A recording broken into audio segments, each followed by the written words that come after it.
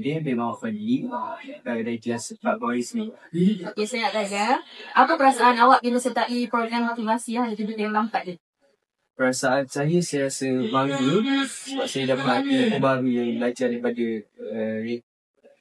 Rik pasal saya. Okey, yang kedua, saya nak tanya, apa yang awak dapat daripada program motivasi ni?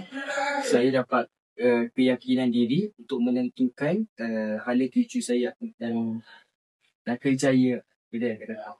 Okey, dan akhir sekali saya nak tanya, apa yang awak nampak yang awak akan jadi pada masa ni? Apa yang saya akan nampak, saya rasa saya akan teratur terus ke arah baik sebab dah ada hala tuju untuk capai hari. Okey, terima kasih. Saya nak main dari kelas 10. Okey, saya nak tanya, apa perasaan awak bila sertai program motivasi, program hala tuju tingkatan 4 ni? Perasaan saya semua.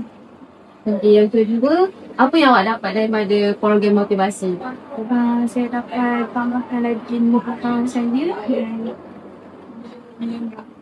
Okey, dan akhir sekali, apa yang awak akan nampak akan jadi pada diri awak di masa depan? saya nampak saya menjadi betul-betul dan bersikap dalam Okey, terima kasih. Saya rasa dari kelas 4.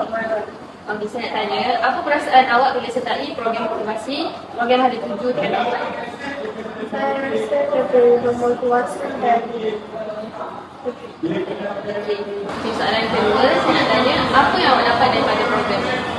saya rasa lebih open-minded dan berfikiran positif. Okey, dan sekali saya nak tanya, apa yang awak rasa awak akan jadi pada masa depan? Saya rasa saya boleh ubah cara saya belajar dan lebih termotivasi. Okey, terima kasih. Sila perkenalkan diri awak. Assalamualaikum warahmatullahi wabarakatuh. Dan saya Muhammad Sarul Ibrahim dari kelas 4 Okey, saya nak tanya, apa perasaan awak bila sertai program motivasi, program hala tuju tingkatan 4 ni? Dia berasa sangat gembira dan bangga. Okey, yang kedua saya nak tanya, apa yang awak dapat daripada program motivasi? Saya dapat melatih diri dan lebih berdisiplin. Okey, dan akhir sekali saya nak tanya, apa yang awak nampak akan jadi pada diri awak di masa depan?